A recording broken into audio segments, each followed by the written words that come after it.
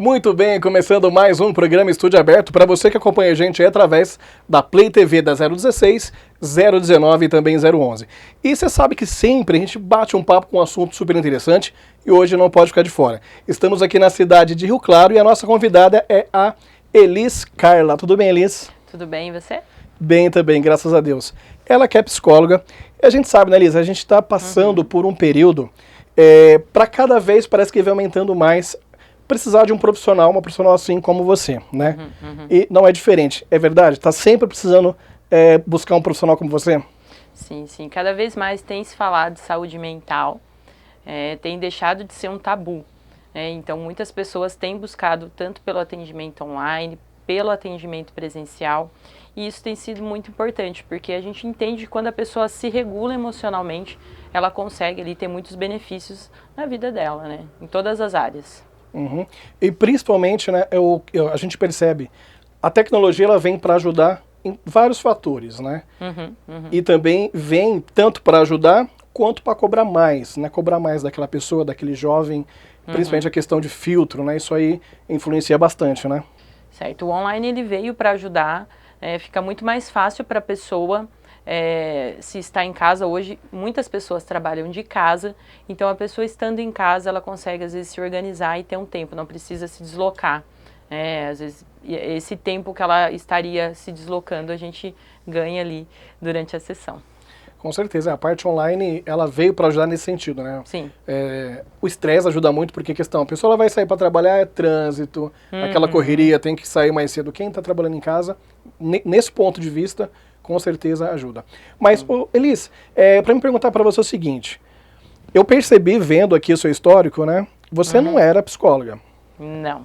Você você trabalhava na área de joias. Sim, eu trabalhava numa área ali na cidade de Limeira, quem aqui do interior de São Paulo conhece. Então eu trabalhei muito tempo, todo o meu histórico, a maior parte do meu histórico ali de trabalho sempre foi com joias, né? O que fez você mudar para essa área? Você sentiu alguma necessidade, tanto profissional ou alguma inspiração em alguém? Como é que foi? Bom, eu sempre admirei, né, a profissão de psicóloga, mas eu achava que não era para mim. Eu falava, eu acho que não é para mim, eu já estou trabalhando, estava numa empresa estabilizada, já tinha construído toda a minha história ali. Então eu achava que 5 anos de graduação ia ser muito, então para mim era algo meio que inalcançável. Então foi numa conversa em casa, um dia bebendo um vinho lá em casa, as pessoas ali, a gente conversando, por que não? Por que você não, se é um sonho, né? E aquilo ficou. E aí a partir disso eu comecei a pensar, aquilo foi ficando cada vez mais forte, e eu encerrei o ciclo naquela empresa e comecei uma graduação. Então foi através de um vinho que fez você mudar de ideia, falando, não, eu tô... Porque às vezes a gente vê as pessoas mudando de área, mas é de uma para outra que tem alguma coisinha associada ali, sim, né? Sim. Uma relação ou outra. No seu caso, não. No seu caso, você mudou da água pro vinho. Gostei. Literalmente, né? Fez você mudar muito, assim, da... Sim. E quais são os desafios que você teve? Você teve desafio em questão tanto sua pessoal mesmo, né? Por tomar essa decisão, ou até mesmo família, amigos, te dando algum conselho, tipo, não vai, você está bem estruturada já no que você faz atualmente. Teve alguma coisa nesse sentido ou não? Sim, eu ouvi coisas do tipo, mas você tem certeza? Você está aí nessa empresa já fazem 5 anos, né, conquistou ali toda uma trajetória, né? E aí eu ouvi outras perguntas, por exemplo, mas o que um psicólogo faz, né? Tipo, como que você vai ganhar dinheiro com isso? Então isso ficou ali, essas perguntas, e também de eu deixar algo certo e começar a trabalhar autônoma, que aproveitando ali o conhecimento que eu tive com joias, eu comecei a vender... Toda aquela parte administrativa e de venda você começou a utilizar já na sua área. Sim, eu comecei naquele momento que eu estava na graduação, eu fui, né, para as escolas, eu ia no café dos professores, eu acredito, né, que muitas pessoas lembram desse momento, eu ia vender a joia ali, colocava, né, a mercadoria para pagar a parcela da faculdade. Você já foi empreendendo ali? Já fui ali.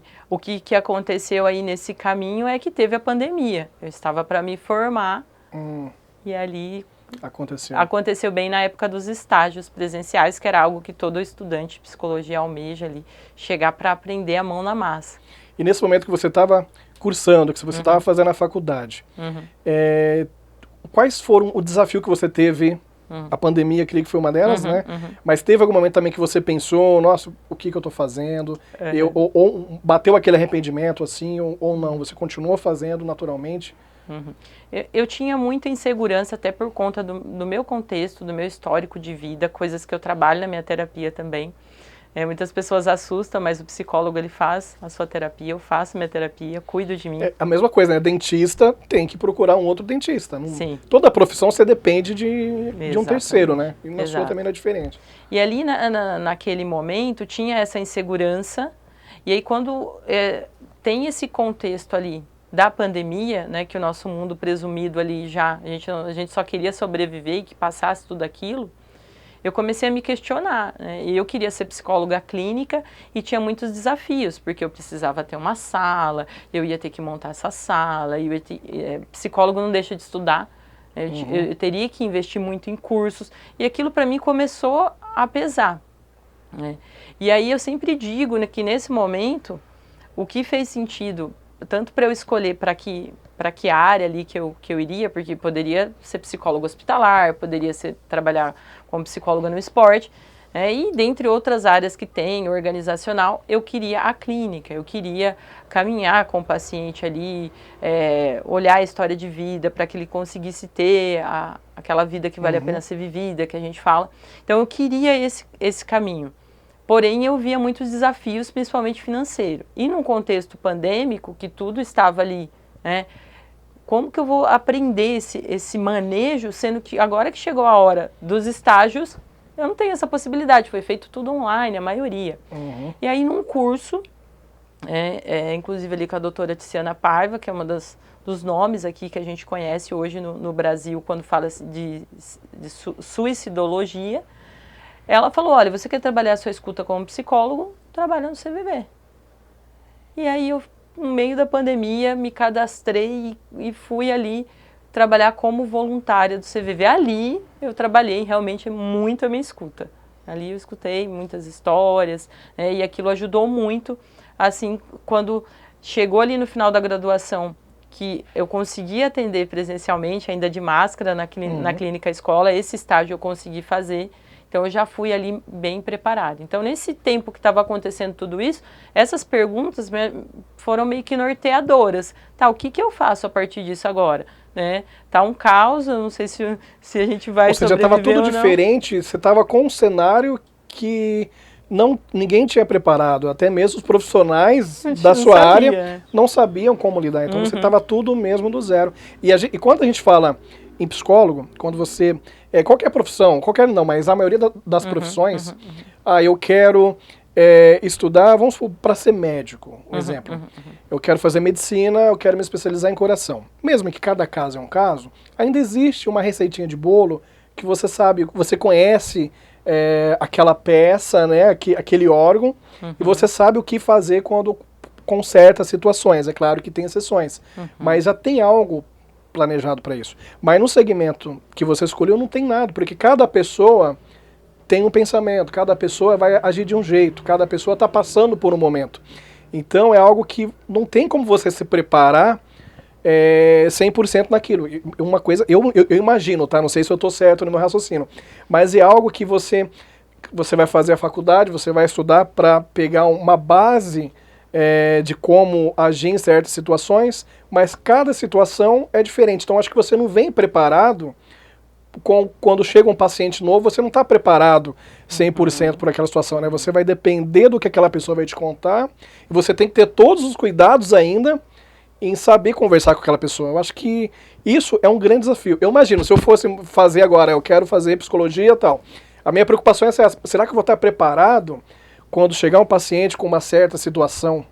Isso eu acho que também, eu não sei se passou isso pela sua cabeça. Era um desafio, porque eu olhava um pouco para a minha história de vida, e eu também, né, todos nós temos a nossa história, temos a nossa trajetória de sofrimento, às vezes em alguns aspectos, aquilo foi um prejuízo significativo ali. Então eu também tinha a minha história, E um dos receios, né, era que, tipo, será que eu vou dar conta de quando as pessoas vierem ali, né, trazer problemas que vão... Tipo, porque não tem essa questão de, tipo, de neutralidade. Porque nós somos humanos e até para que eu tenha aquilo que nós chamamos na terapia de vínculo com o paciente, eu preciso me conectar com ele, com a dor dele. Sim. Então, é muito interessante que agora nessa prática que eu já estou aí com mais de 3.000 atendimentos, como que eu aprendi esse caminho e como que a gente tem esses materiais, né, que nem a terapia cognitivo-comportamental, que é a abordagem que eu uso. Então, ela dá esse suporte para que a gente consiga trabalhar estruturado com o paciente, mas que a gente não perca essa questão da nossa empatia também. Então, o paciente ele vem para mim, ele está com um problema. Ele está com um problema na relação, no trabalho, e aquilo está afetando ele, aquele sofrimento, de uma forma significativa. Então, ele quer achar ali uma solução, ele quer se regular, ele quer entender, ele quer talvez ter um espaço para olhar para a história de vida. Né? Eu já ouvi muito de paciente, olha, doutora, isso eu nunca comentei com ninguém. Eu estou falando para você aqui pela primeira vez.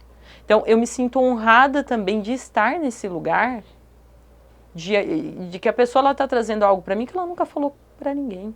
E até mesmo, né, tem aquela questão, a gente não sabe o tamanho do problema de quem está à sua frente, né? Às vezes, de pessoa para pessoa, aquele problema que às vezes para mim é uma coisa tão simples, né? Para aquela pessoa pode ser algo extraordinário, que ela não sabe sair daquela situação. Às vezes, um exemplo é, eu tô com uma caneta azul, mas eu tinha que escrever no vermelho. Ah, vou fazer no azul, depois eu faço no vermelho. Às vezes, para aquela pessoa, isso aqui acaba sendo um problema de um tamanho, né? E você tem que saber dosar, você tem que entender. Às vezes, aquela coisa pode ser algo simples de ser resolvido, né? Mas a pessoa tá naquela e não tá conseguindo resolver, transformando aquilo num problema maior, né? Acontece muito também. Sim. Hoje, eu sempre costumo dizer, fala-se muito de empatia. Só que a questão da empatia, quando às vezes eu vou nas escolas conversar com os adolescentes, vou fazer acolhimento com professores, é um trabalho que eu, assim, não abro mão, eu gosto muito de estar nesse momento, nesse espaço com essas pessoas, porque eu fazia isso também antes de me formar. Era uma das minhas estratégias, né, para que as pessoas conhecessem o meu trabalho, enfim, estava ali nos meus projetos e isso fica até hoje.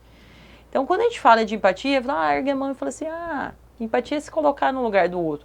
Mas essa questão de se colocar no lugar do outro é muito difícil, né? Porque da forma que o outro viveu aquela situação, que ele sentiu, é dele, é muito subjetivo. Não tem como, por mais que eu tente colocar no lugar, não vai ser a mesma coisa. Então a empatia, né, uma das famosas escritoras de best-seller, que é a Brené Brown, ela vai dizer o seguinte, que é quando a pessoa chega e fala assim, olha, eu tenho medo de barata, isso me apavora. Aí eu olho e falo assim, nossa, deve ser muito difícil para você mesmo isso. Então eu paro para entender que aquilo é difícil, sem questionar ou querer dar soluções. Mas aí é só você colocar aquele negócio na tomada, que é para barata, ou você passar ali um inseticida. Não, aquilo trava a pessoa mesmo. Então, empatia é isso, você olhar, né, eu sempre digo das causas, né? Se a pessoa preta ou negra, como ela gosta de ser chamada ali, ela fala para mim, olha, eu já passei por muitas situações, eu entro no shopping e as pessoas... Eu vejo o segurança me seguindo e ele fica ali na minha cola, tipo, eu não sou preta, né? Eu não sei o que é passar por isso. Mas se ele está falando que ele passa por isso, e a gente vê hoje muito disso, então isso é empatia. Poxa, eu não consigo nem imaginar como é isso para você, deve ser muito difícil. Então, o psicólogo ele vai treinando esse olhar, sabe? Para várias situações, né? Por exemplo, o relacionamento abusivo. Muitas pessoas falam, gente, mas essa mulher gosta de apanhar. Mas não é a questão, envolve ali uma questão financeira. Às vezes a mulher ela é dependente financeira do marido. A primeira coisa que vem na cabeça é por que não separa, por que não sai, mas tem algo ali que está segurando e isso, o trabalho de vocês é tentar descobrir o que e a melhor forma de resolver. Isso, e aí o paciente também, ele ter clareza de quem ele é, da sua história de vida, que é aquilo que a gente chama do autoconhecimento. Quando eu me conheço, fica ali, tipo, essa clareza de saber para onde que eu vou. É quando eu olho para minha história de vida, eu entendo por que que eu funciono assim. Por que que hoje eu acabo, às vezes, entrando em padrões e seguindo, mesmo sabendo que fazer daquela forma, pensar daquela forma é errado, quando eu me entendo e eu me conheço, fica mais fácil para eu buscar novos repertórios. Experimentar, me expor. O autoconhecimento é tudo, né? Acho que Sim. ela tem que ter essa noção. Tanto dela e que quem está próximo dela, né? Para ter essa aproximação e conseguir resolver esses problemas menores, digamos assim. Exato. Então, o autoconhecimento, ele traz essa clareza. A pessoa ela tem uma clareza, tanto de quem ela é, da história de vida dela, e o que eu posso fazer a partir disso, o que não dá para fazer, porque tem coisas que a gente tem que trabalhar na aceitação. Quando é o outro, eu não consigo mudar o outro. Não está no seu controle. Não está no meu controle. Ou você tenta se adaptar de alguma maneira, né? Exato. Ou, sei lá, se afastar, às vezes, dependendo da situação. Sim, exato. A gente falou, né?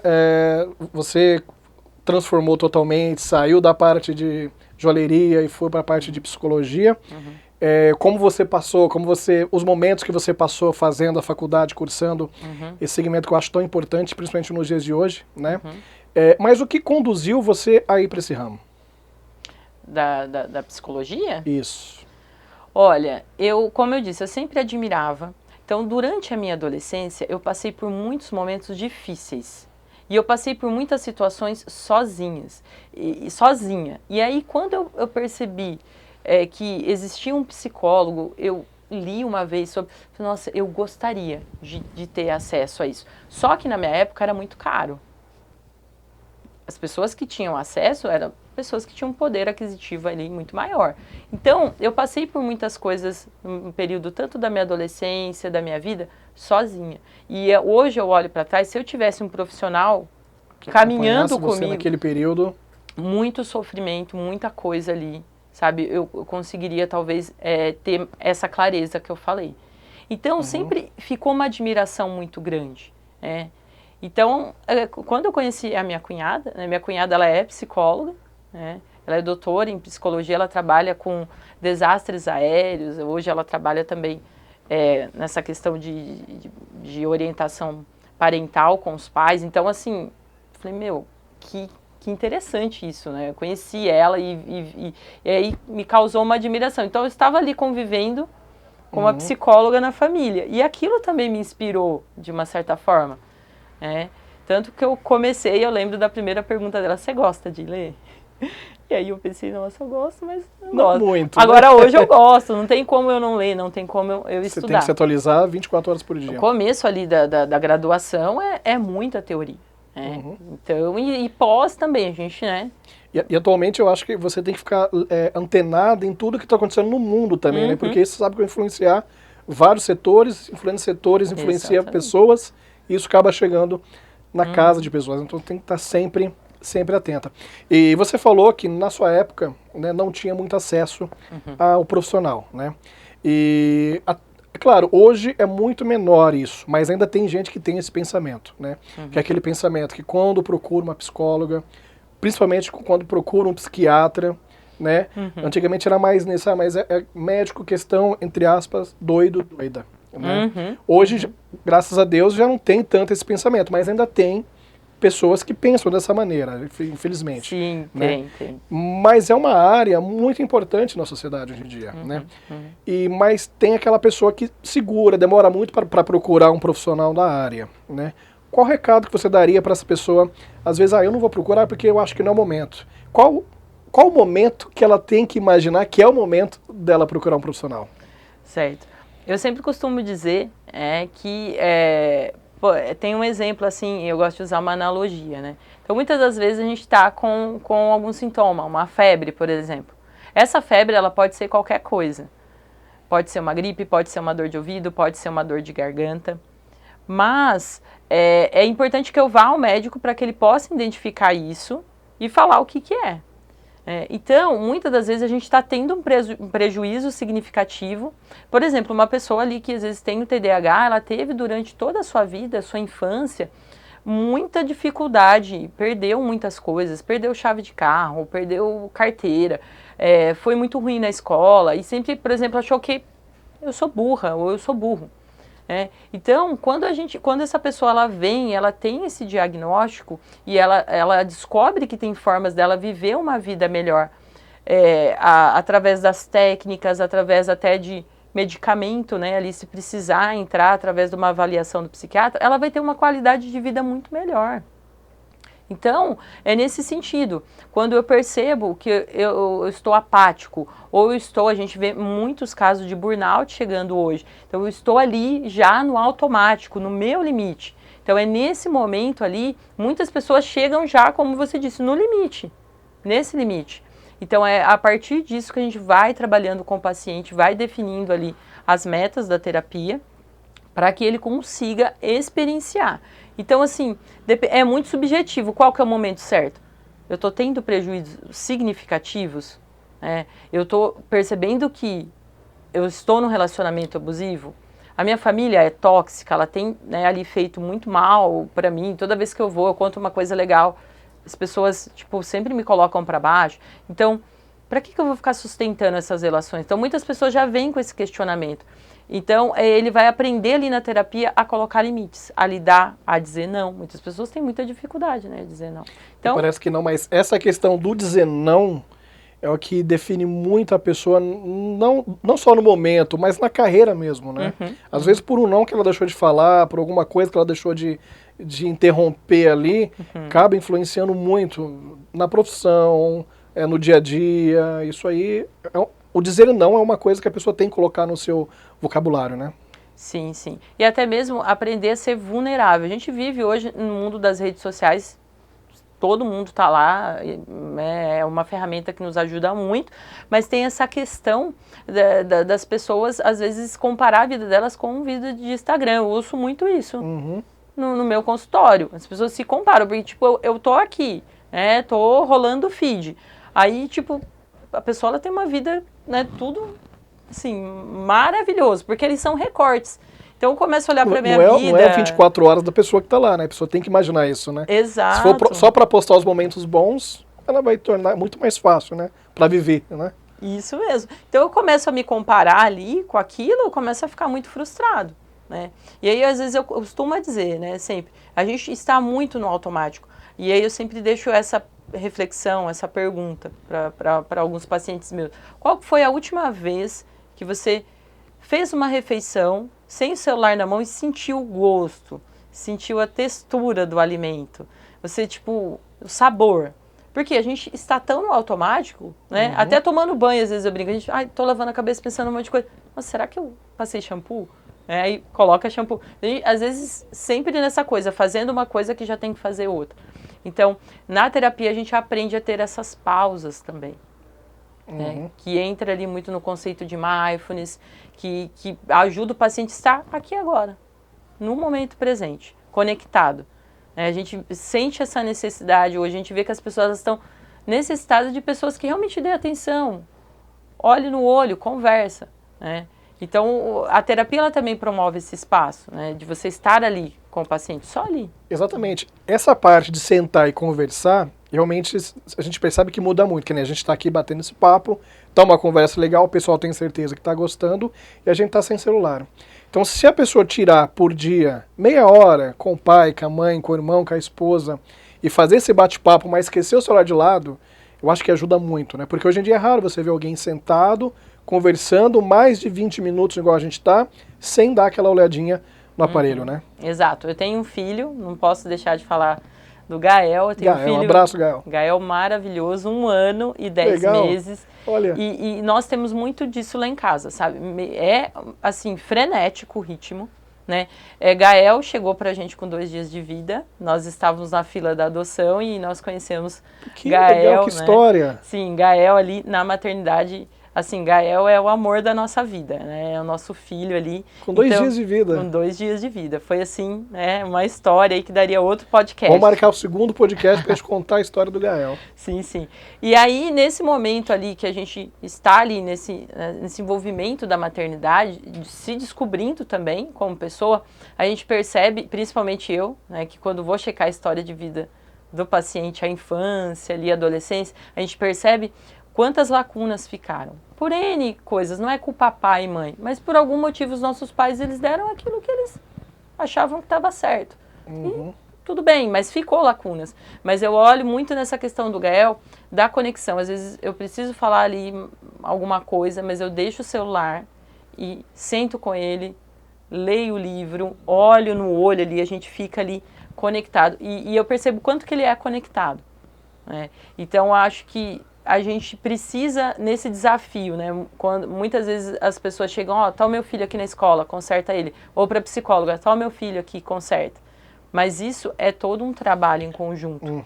Que eu vejo muitos pais hoje, simplesmente ali, muito cansados, e às vezes não consegue, acaba dando o celular e tal. Sim, mas coloca a gente, lá um desenho de 4 horas na sequência. Sim.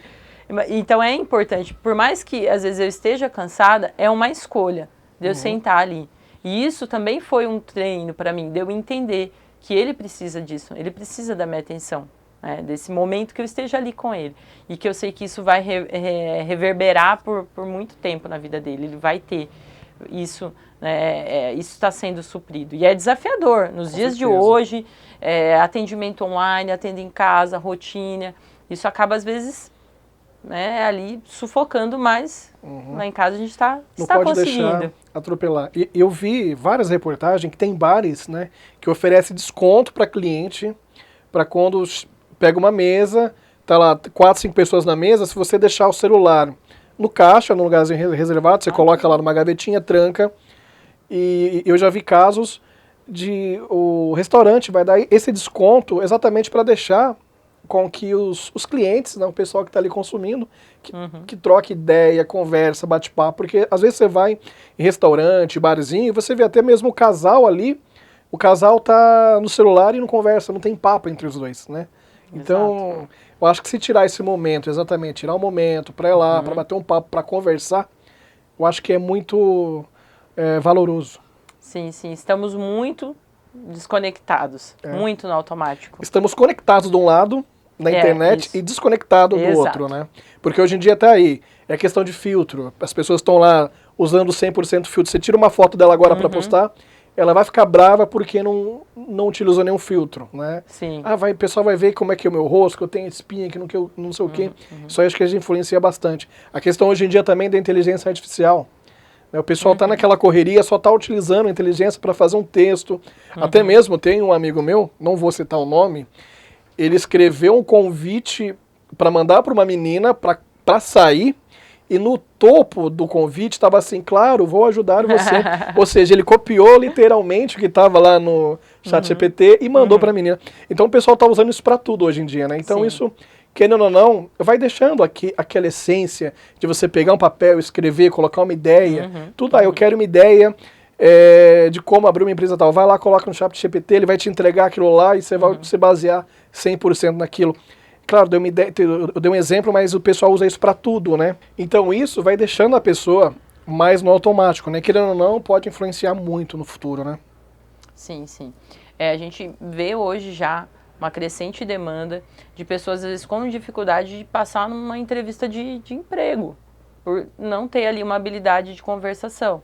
Essa geração, às vezes, que está vindo aí agora, que fica muito na tela, conversa muito ali pelo smartphone e não tem esse contato visual. Então isso tem sido um desafio para muitas pessoas, inclusive nós trabalhamos isso na terapia para ajudar a pessoa a desenvolver essas habilidades.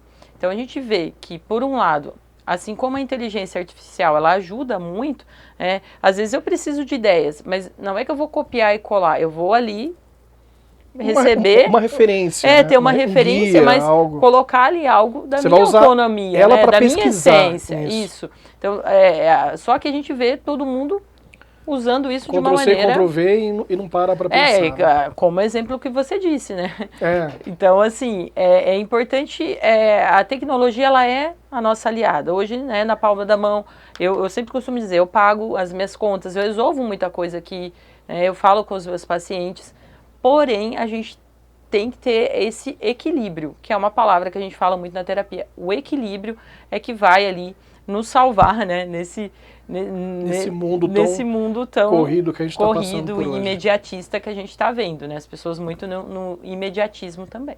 E falando nisso, como que você vê o futuro, como está muito crescente essa demanda do online? Como que você tem a ver o futuro dessa parte do atendimento online no segmento de vocês? Olha, eu vejo que só tende a crescer a cada vez mais. Eu costumo dizer que eu tive atendimentos de pessoas ali que são relutantes, né, que vêm ali às vezes no primeiro, até pessoas, eu já atendi idosos no online e caminhei aí com esses pacientes, então eu vejo, né, as pessoas ali, às vezes o filho ajudando, mãe, aperta aqui, tal, então eu vejo que é uma tendência que veio para ficar. Eu atendo também pacientes no exterior. Então, pacientes brasileiros, né? Brasileiros que estão no exterior, eu também atendo. Então, é algo que veio para ficar. A questão do que vai ali, porque muitas pessoas têm medo. Hoje, né, a inteligência artificial até tem, ali, se você procurar, vai ter tipo um avatar, né, da psicologia que vai falar com você. Porém, essa questão do humano que todos nós buscamos, que é essa questão de conexão, isso o avatar ele não tem. Então, como que o psicólogo ele vai ali, né, nesse momento de inteligência artificial, de muitas informações ali, né, a gente está vivendo um momento de diagnóstico, todo mundo às vezes diz, doutor, eu acho que eu tenho TDAH, né, porque fez um teste na internet ou que leu sobre, mas é toda uma avaliação para eu dizer para você que você tem depressão, que você tem TDAH, que você tem transtorno de ansiedade generalizada, não é eu fazer um testezinho, ok? Eu preciso ter um vínculo com o paciente, entender a história de vida, avaliar ali os prejuízos que ele tem significativos, né? Avaliar ali através do DSM-5, que é o manual do psicólogo. Então, é toda uma avaliação. Não é chegar e falar, você tem TDAH, porque às vezes você não está dormindo bem. Ali. Às vezes você não está dormindo bem, se eu não durmo bem, eu não consigo ter atenção. Né? Às vezes a minha vitamina B12, vitamina D está baixa. E isso vai ali afetar no meu desempenho. Então é muito importante essa avaliação. Então eu acredito que essa avaliação, uma psicologia baseada em evidência científica, o profissional que ele se especializar, que ele buscar esse conhecimento científico, não só do achismo, e sempre entender que, por mais que ele saiba, a humanidade, as pessoas, elas vão sempre evoluir nesse sentido.